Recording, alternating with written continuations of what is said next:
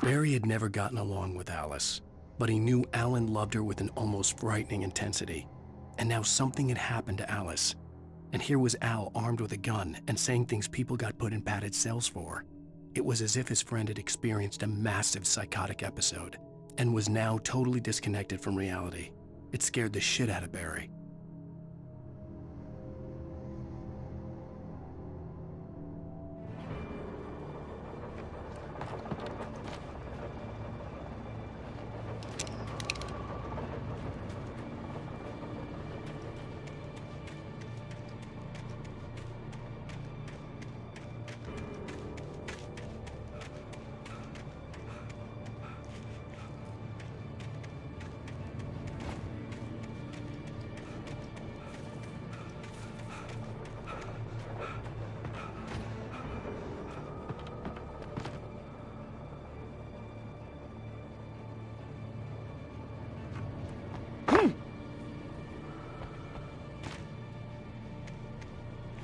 I had heard the plane fall.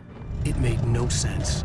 It was clear that it had just fallen there, but it was very old and obviously hadn't flown in decades. Looking at it sent a shiver down my spine.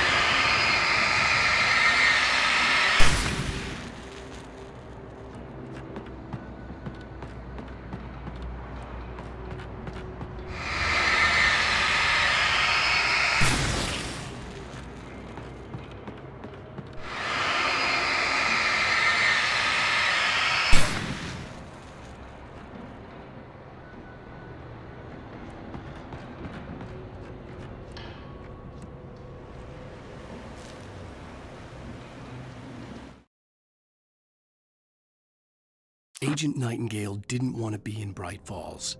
These little communities revolted him, and he didn't like the trees or the coffee. He now knew that impossible horrors lurked behind the storefronts and smiles. He desperately wanted to turn the car around and just drive until he passed out or ran out of road and booze. But he had a job to do. He had a rider to catch, at any cost.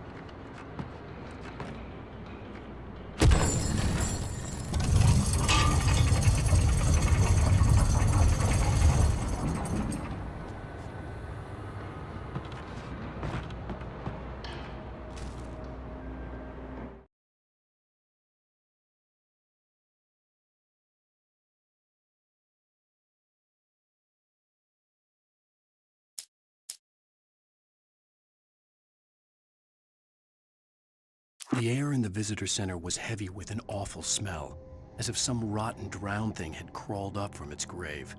Rusty kept coughing blood. My eyes were drawn to the twisted shape of his broken leg. The attack had been vicious. Max whined in his cage. Rusty's eyes were wild with fear and terror. He gasped, "Mr. Wake, it happened just the way it was on that page."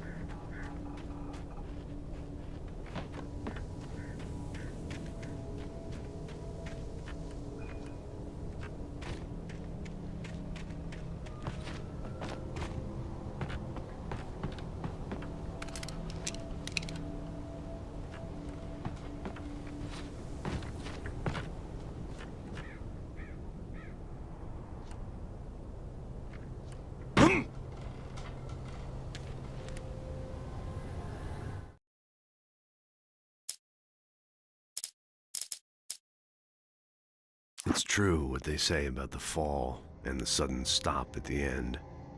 I'd lain here in the snow while the lurid chain of scenes that had led me here kept playing in my head.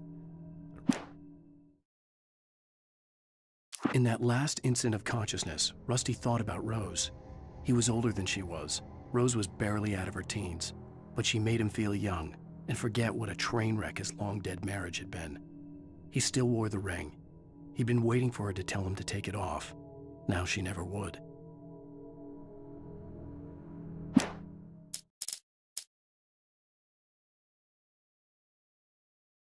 When Barry saw the darkness attack the visitor center, it made him a believer. The men Al said he'd shot, they hadn't been just locals on crank. Somehow the world had changed, like the channel had been switched without warning. You think you're watching a sitcom, and you're really watching a horror show. When the birds started attacking the cabin, Barry wasn't surprised, just terrified.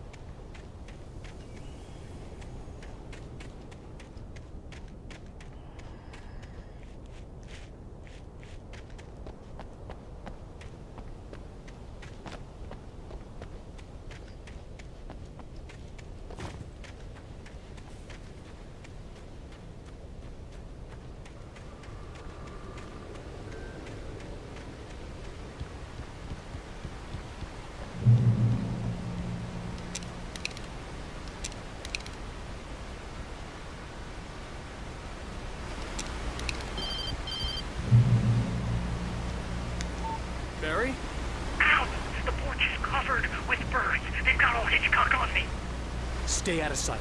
I'm on my way. Don't open the door. What am I, crazy? Stay hidden. I'll be there soon. Just make sure you keep the lights on.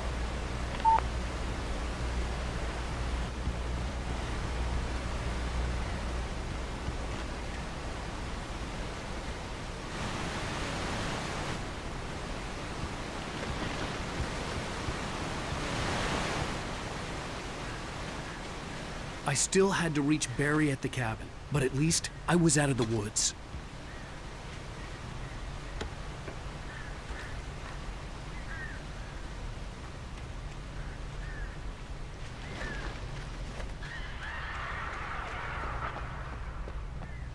I'd have to get the car from the locked garage. It would get me back to Barry faster, and the headlights were a welcome bonus.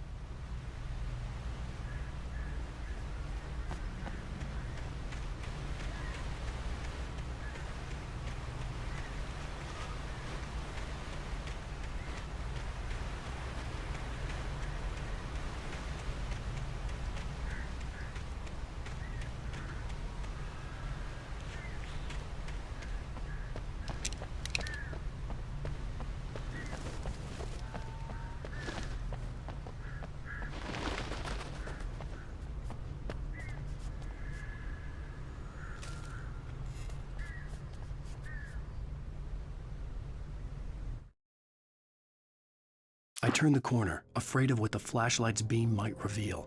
Suddenly, a roughly painted symbol of a torch glowed in the light. Behind it, hidden by a rock, sat a battered metal trunk. It was here for a reason, packed with supplies, batteries, flares, ammo, things you need to make it through the darkness of the night. Something left behind by someone who knew what I knew, and more.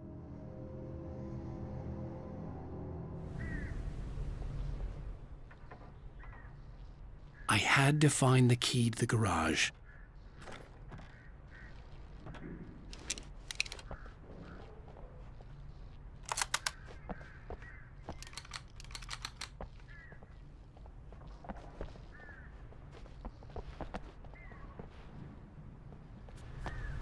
I needed the garage key to get to the car.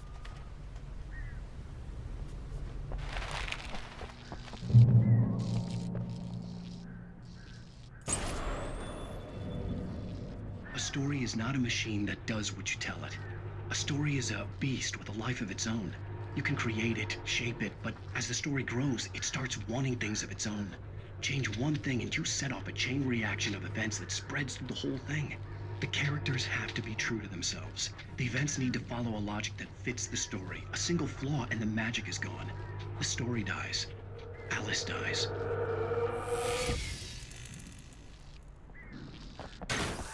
You can afford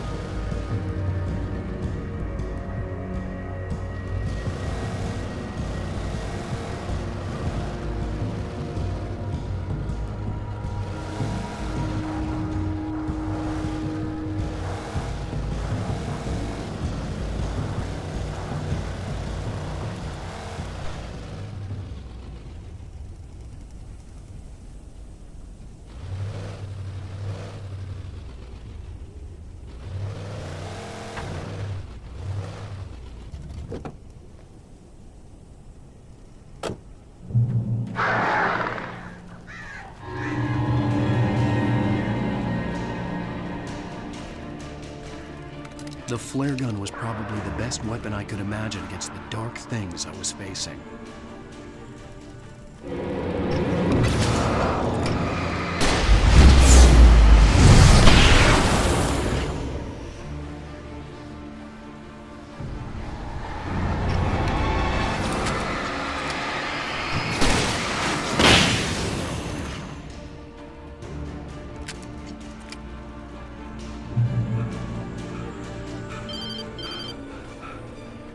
It was the kidnapper. You son of a bitch! Where's my wife? Enough horseplay, Wake. You deliver the manuscript, and you can have your woman back. Simple as that. I don't... Listen. I'm gonna need time to finish it. I still need to write the ending. I need a week. It's not done. I need a week. 2 days. The old Bright Falls coal mine is nearby. You can find it easy, city boy. The main building, there at noon. You bring the manuscript, you'll get your wife. If not, well, get me? Yes, I get you.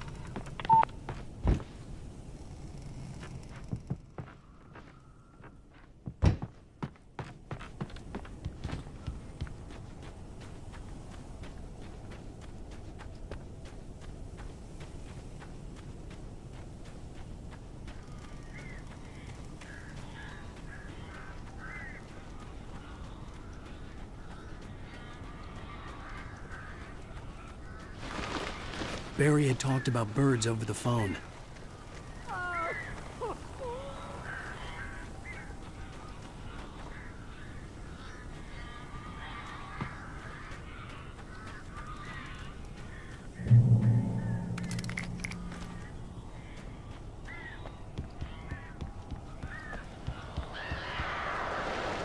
Al! Al, I am so glad you're here. A couple of them got in here before I blocked the chimney. This isn't normal. These birds are weird.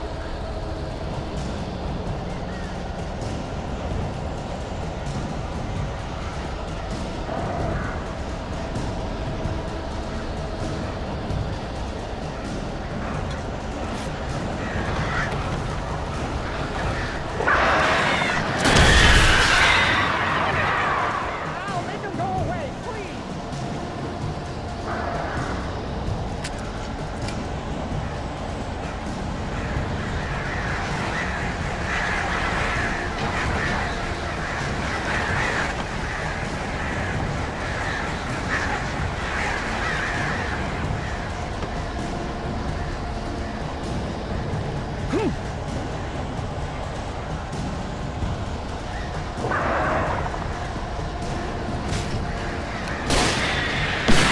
Everything about this goddamn horrible situation is an amount of work for birds.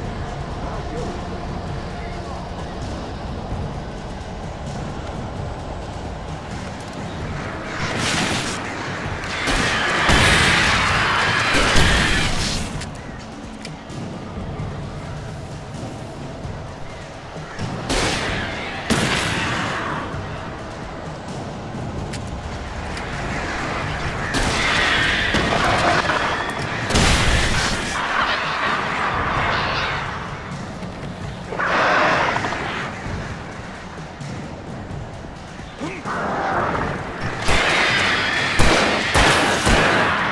Barry, you can open the door now. They're gone. Hey, Al. I'm sorry for thinking you were having a psychotic episode, man. I sent Barry to the town to ask around about a man fitting the kidnapper's description. He'd go through the archives of the local paper. Perhaps he could learn something. Anything about the island and the cabin that had disappeared. The man wanted a manuscript. I had to try to write him one to get Alice back.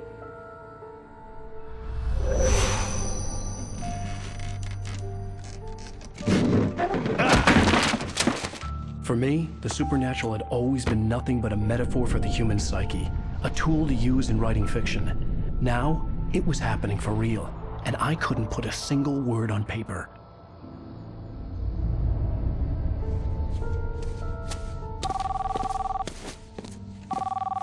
Barry Wheeler speaking. This is Rose. Rose? I found Mr. Wake's pages. Oh, you sweet, brilliant girl. Could you and Mr. Wake come get them? I live in the trailer park outside the town. We'll be there in less than an hour. Bye now. See you soon. Have a great day. Hope you come back soon. Welcome to the Oh Dear Diner. Good girl.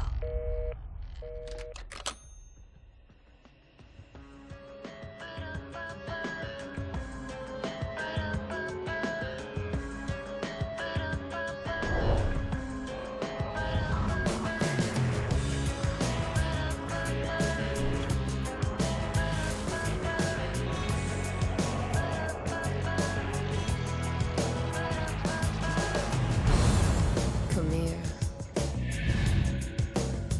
Previously on Alan Wake, Alice has been kidnapped. Alan, please help me. Alice? You'll do exactly what I say if you ever want to see your wife again. I can't tell anyone except my agent Barry. Damn it, Barry, they'll kill her. You're my best friend, and I'm worried that you're not right in the head. The ransom is a manuscript I supposedly wrote that's coming true before my eyes. It happened just the way it was on that page. So dark. I have found only a few scattered pages. I want the entire manuscript. The deadline is in 2 days. I found Mr. Wake's pages. Good girl. How the hell did she get her hands on the manuscript anyway? I don't know. She's resourceful. I told you you were too hard on her. Listen, I found out all sorts of interesting stuff while I was digging around. Yeah. Mr. Wake, it's Sheriff Breaker. We have an FBI agent here, Agent Nightingale. FBI? He's anxious to see you. You'd better come to the station. Okay, I'll be right over, Sheriff. Let's make this quick, huh? Help you folks? Name's Randolph. I'm the manager. We're looking for Rose. Works as a waitress down at the diner. Rose, sure. Nice girl. Who wants to know? I'm Alan Wake. The writer, huh? I heard on the radio you were visiting. Well, I'll show you her trailer. That Rose, she's a nice girl. Always pays her rent on time. As I was saying, Al, I found all sorts of weird stuff from the local newspaper's archives. This place is crazy. Disappearances, mysterious deaths, urban legends come true, and get this, most of this stuff takes place around Cauldron Lake. Well, you ain't wrong, mister. The Indians thought the lake was a doorway to the underworld. I'm the God-fearing type myself. I don't hold with that sort of thing. Yeah, okay. Anyway, there was an island there owned by a guy called Thomas Zane. Now, some of the articles I found about him make him out to be a famous writer, but I ran a bunch of searches, couldn't find a single thing he wrote. Zane was heavily into diving, so much so that the place came to be called Diver's Isle. But the volcano under the lake erupted in 1970, and Zane went down with the island.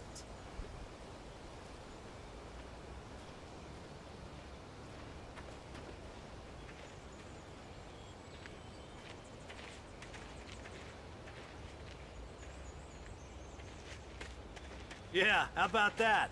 It was there in the morning, as if it had fallen from the sky. But it would take a tornado to lift something like that. We're damn lucky it didn't crush any of the trailers.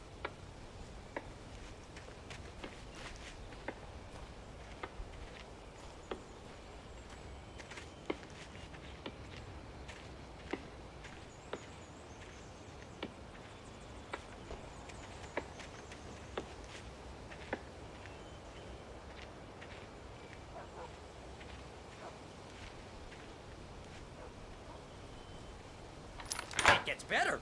A local girl, Barbara Jagger, drowned in Cauldron Lake just a week earlier. They were lovers. Sure, Jagger's a local spook story. The Scratching Hag. Comes for you in the dark. Childish stuff like that. Anyway, Al, I'm just getting to the best part. All of the articles about this stuff were written by Cynthia Weaver. I asked around, and she's that crazy bag lady you met. What, the lamp lady? She can be a little loopy, but she's not homeless or anything. Yeah, anyway, she knew both Jagger and Zane before they both died, and she had some kind of a breakdown.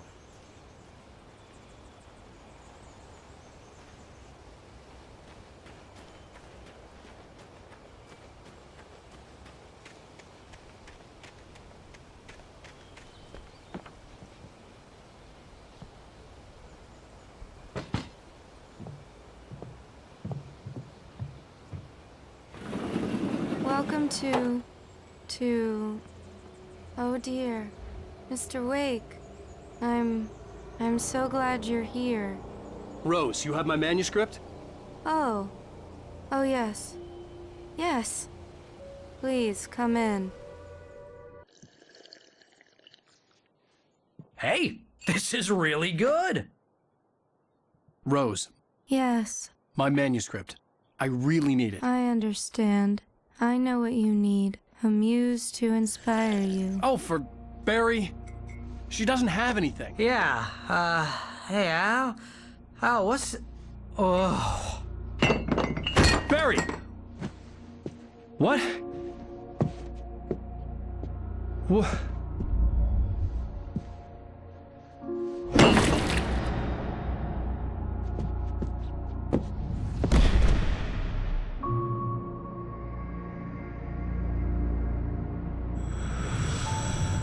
It's coming for you, hiding in my barber's skin.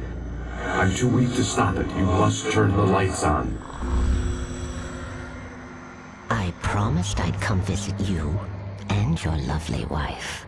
You must finish what you started. I insist. You must turn the lights on. Turn the light on. Back to work, boy.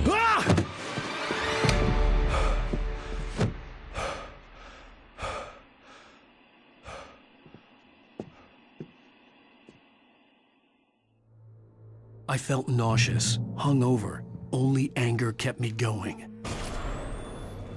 I can't tell reality from dream anymore, but it seems I have an imaginary editor to help me. She's an old woman in a funeral dress. I call her Barbara Jagger. She's very strict. I'm writing faster and faster. My manuscript is being heavily revised. The edits are getting very aggressive, and each day there's less of me and more of her. I hate it, but I know she's right. She promises me I can save Alice this way. She knows more of this than I do. About the complex incantation I'm attempting. About this place. She's worked with another writer under similar circumstances, Thomas Zane. The genre of the story seems to be shifting. It's turning into a horror story. I'm getting close. I can feel it.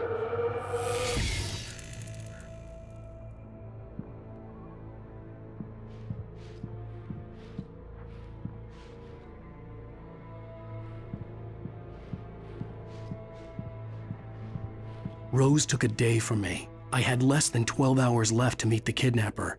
All I could do was get Barry into the car, work something out once I got on the road. Barry was out of it. He was way too heavy to carry. You're right. I deserve more money. I'm so handsome.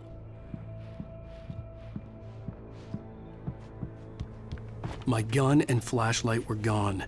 I'd have to find a way to get Barry into the car as quickly as possible. There was no time to waste. Mr. Randolph liked Rose. That little smile she had.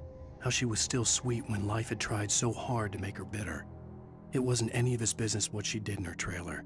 But those strangers, the writer and his smart-ass sidekick, looked like trouble.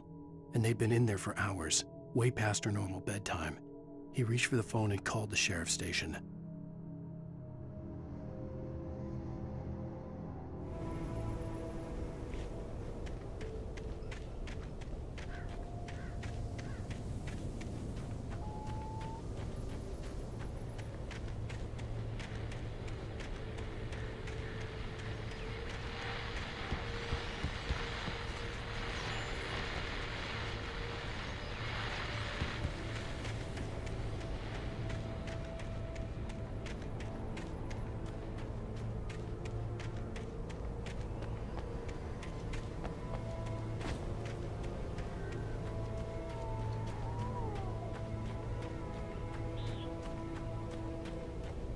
Oh, you're gonna get it now. God knows what you've done to that poor girl. This is Agent Nightingale, FBI! Get him up, Hemingway! You're under arrest! You move a muscle, I'll unload right in your goddamn face! Stay right where you are, Spillane!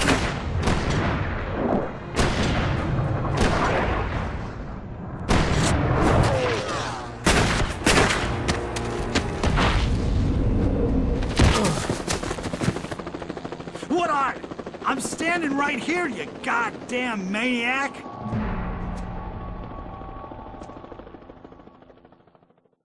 I hated to leave Barry behind, but there was no way I'd miss my appointment with the kidnapper. Give it up, Mr. Wake. Come on. Take it easy. Get after it. Don't let him get away. Right there. Move it, move it, move it. Let him get away.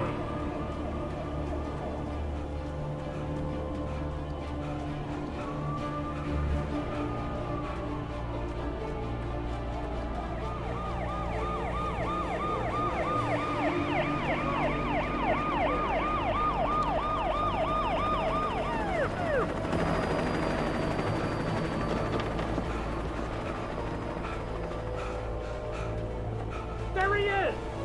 Freeze! Okay, man. Keep your eyes peeled. He's gonna try to make it through here. Oh, damn.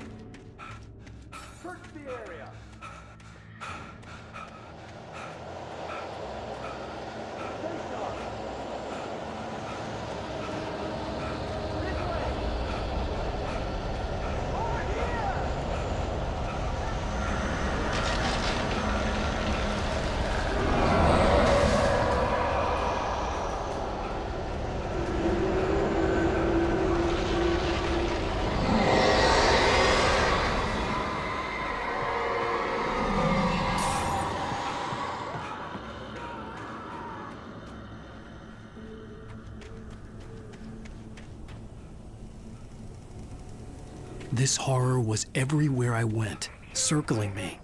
The cops didn't stand a chance. They were after a writer, not a monster. Wait, are you seriously telling me that geek writer just took out my deputies? Are you kidding? I mean, have you seen this guy? He wears a tweed jacket.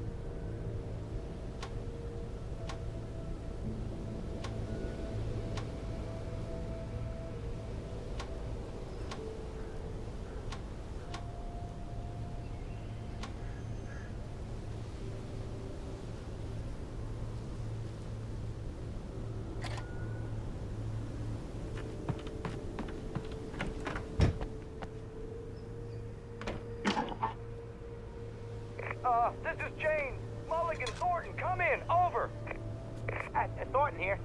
James, we got both Wheeler and Rose in custody. They just put up a fight or anything. Why, they were... Hey, what are you doing? Come on! Sit down and give me that. Jane, Mulligan here. Over. Go ahead, Mulligan. Over. We got Wheeler and Rose here. Wheeler's drunk or hopped up on something. Speaking of which, that Fed had a pretty distinctive whiff of Otis Scotch about him, if you know what I mean. Over. I don't have anything on that, Deputy Mulligan. Over. Well, whatever. Anyway, Rose is just being plain weird here. You better get Doc in to take a look at both of them. Over. Gotcha. You better get them here quickly. The Fed's gonna want to interview Wheeler. Over. Oh, yeah, I'll bet he does. Looks like they have a lot in common. Mulligan out.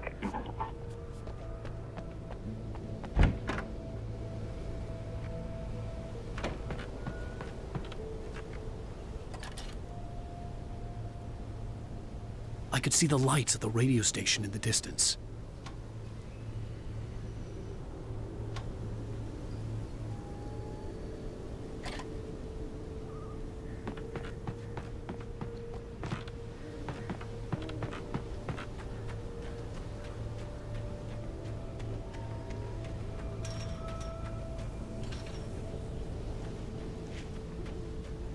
I imagined that the broadcast tower in the distance was part of the local radio station.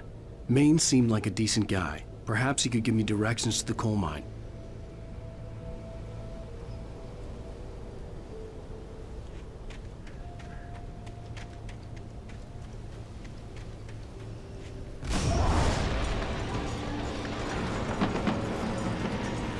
Unnatural shadows clung to the gate. The darkness that was after me was trying to stop me. I wouldn't get through without a light.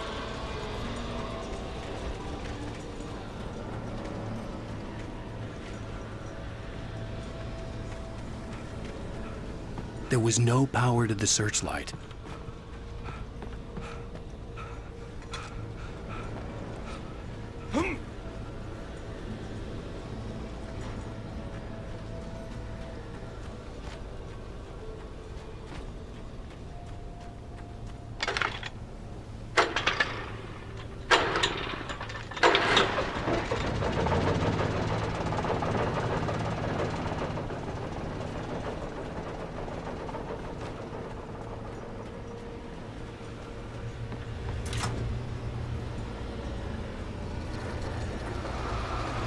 The old generator conked out.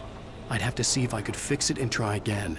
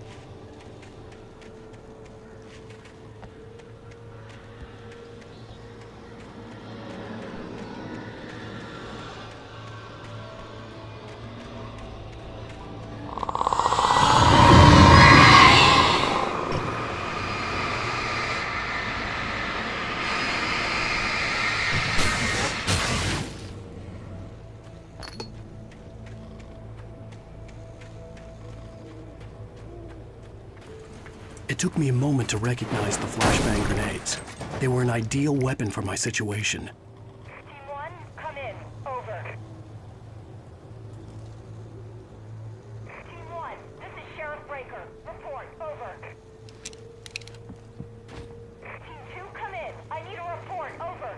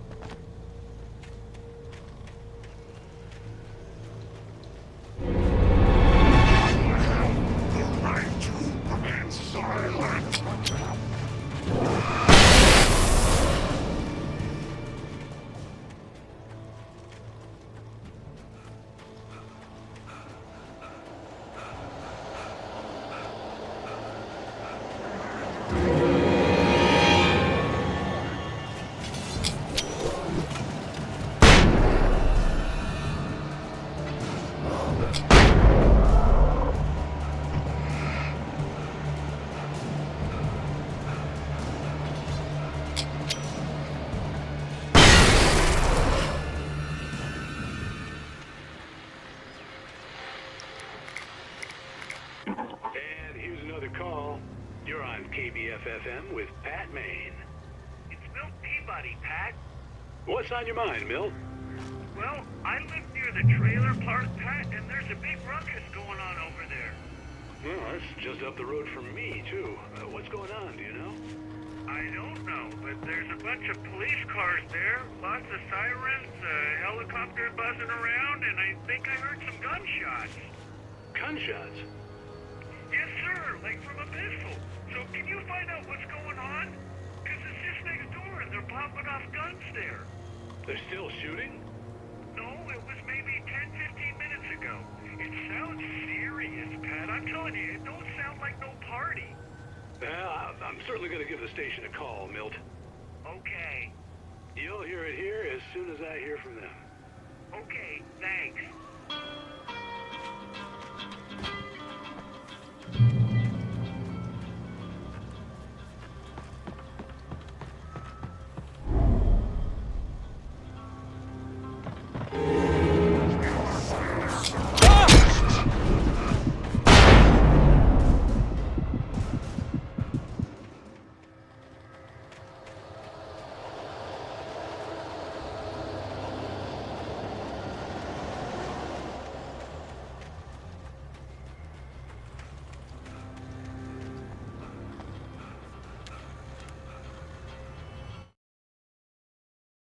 For decades, the darkness that wore Barbara Jagger's skin slept fitfully in the dark place that was its home and prison.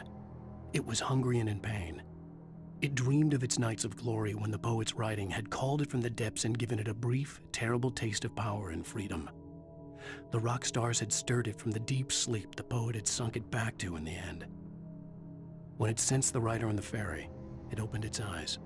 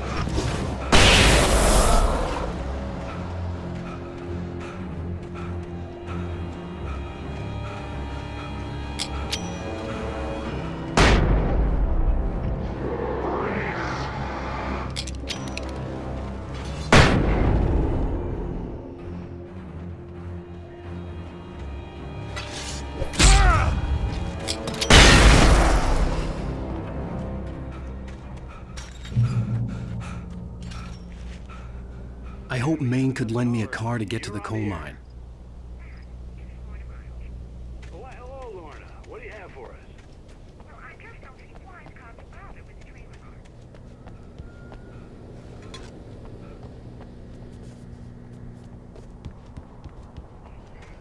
The sheriff should be helping us normal citizens instead of wasting resources on those people. Well, Let the trash sort themselves out. I'm sorry, but my granddaddy settled in Bright Falls in 1911. well, thank you very much for that compassionate viewpoint, Lorna. Oh, here's a little surprise. The famous writer Alan Wake just walked in. Folks, I'm going to see if I can talk him into an interview. Come on in, Mr. Wake.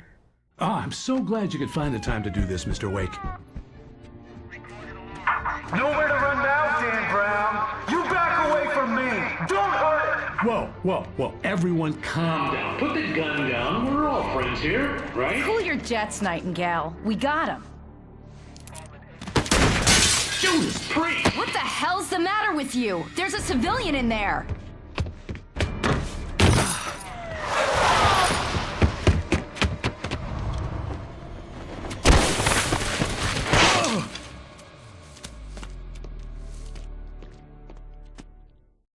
I'll get you yet, even if it kills me. You hear me? You hear me, H.P. Lovecraft? I had fallen off so many cliffs it was ridiculous. That's what you get for naming a book The Sudden Stop. It was probably good I hadn't had the chance to tell Maine where I was going. I'd have to lose the cops and find my own way to the mine. Nightingale stared through the broken studio window into the dark woods. He turned around, started to walk out, but Maine grabbed his arm. "Young man, you almost shot me. You don't shoot off rounds at people like that. What's the matter with you?" Nightingale shook his arm free, marched out. His cheeks burned with rage and humiliation.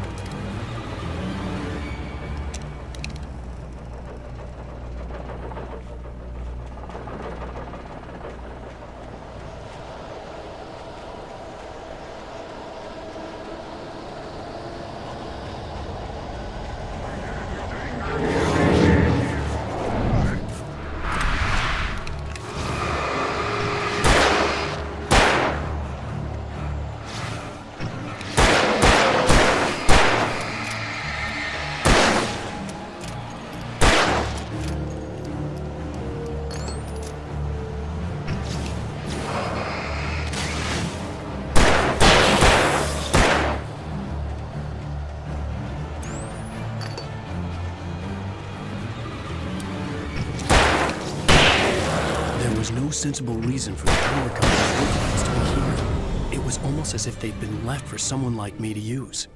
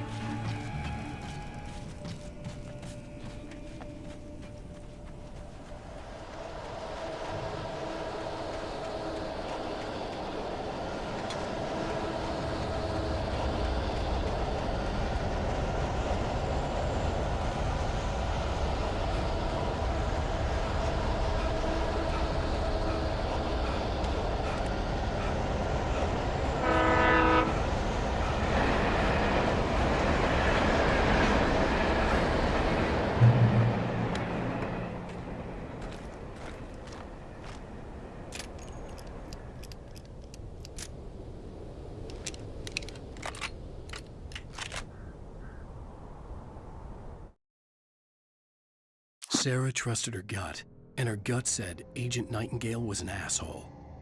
He felt wrong, and it wasn't just the smell of stale booze. It was in the way he flashed his badge, pulled rank, the look in his eyes when he wanted answers. Where was Alan Wake? What was this about an accident? Where was his wife? And most importantly, why did she let Wake go? He wouldn't answer her questions. Federal business was all he'd say.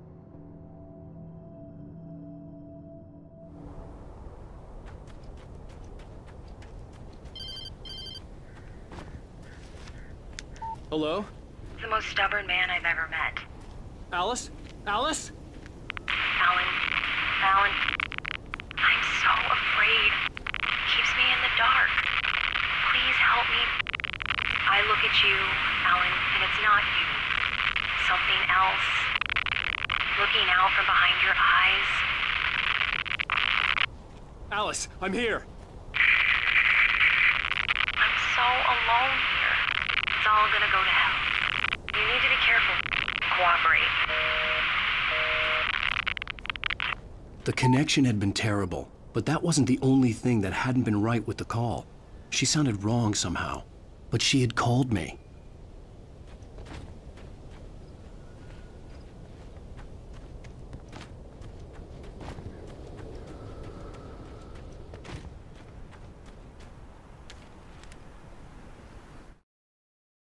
The pipe wrenched itself loose from the bridge's steel framework.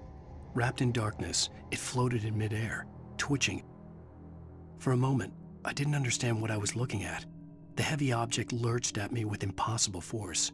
I threw myself out of the way, but just barely. When I turned my flashlight on it, it shook in a dark rage before it flew at me again.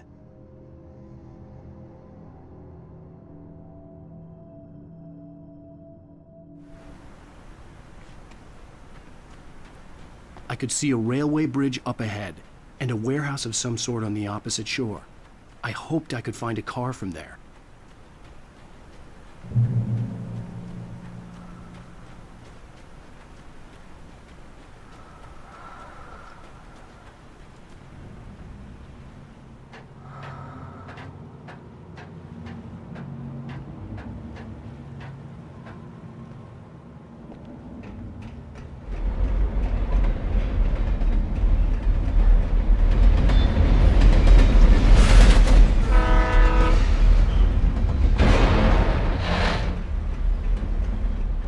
The darkness that was pursuing me was growing stronger, and it was taking over everything in its path.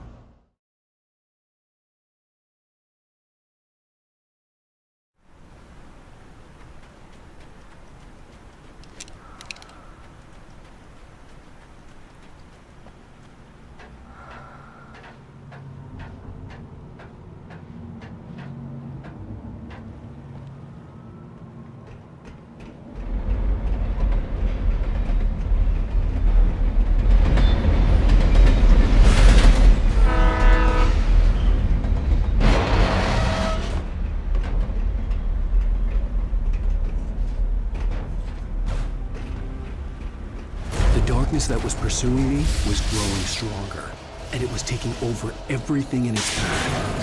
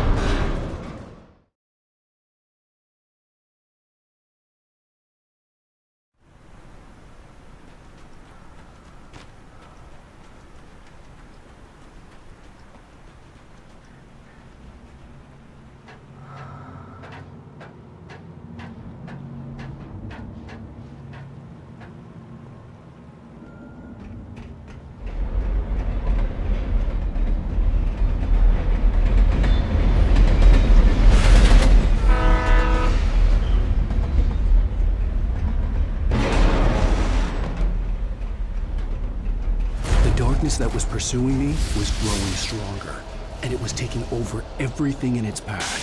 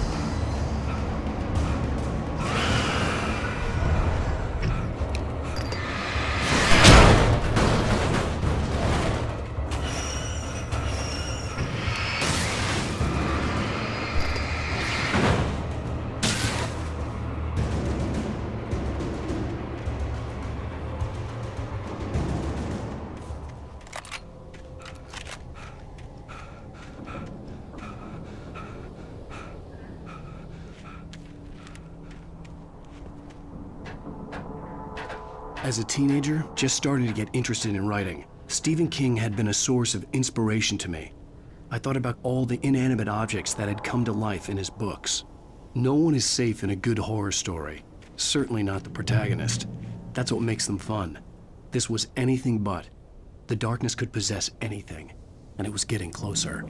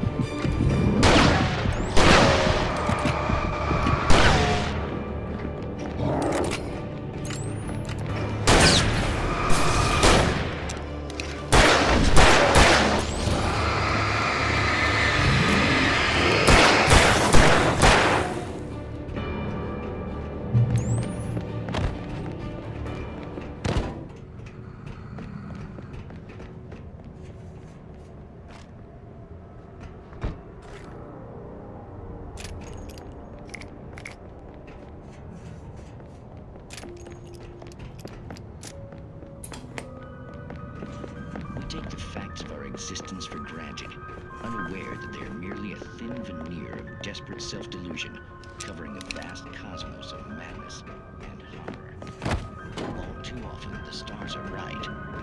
In Night Springs. Tonight's episode, A Family Occasion. The darkness surged towards me, sucking everything loose from the ground into its depths, tugging at my clothes. I saw the flare the kidnapper had dropped and threw myself towards it just as I felt my feet leave the ground. The darkness embraced me with the force of a tornado. Somehow I managed to light the flare. I slammed the door shut right in his smug face. He pleaded for me to open the door. True to form, the asshole actually thought I would obey. I had no sympathy left, no guilt either, not for him.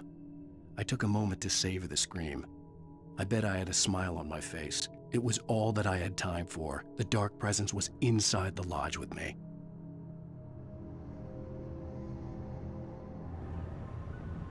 Journalist Alan Durl's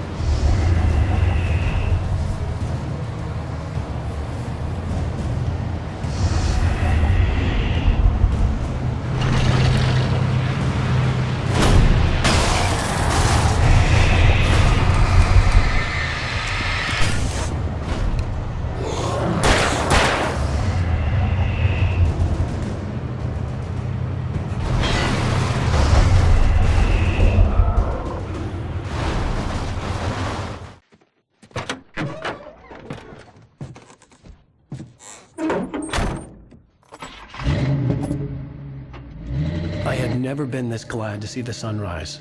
I had a couple of hours to get to the coal mine.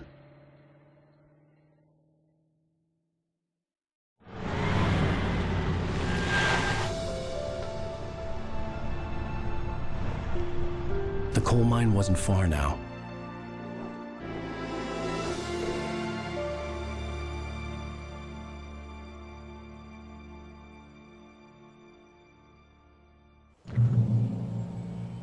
Today, I would meet the kidnapper, and he would give me Alice. I wouldn't give him any other choice.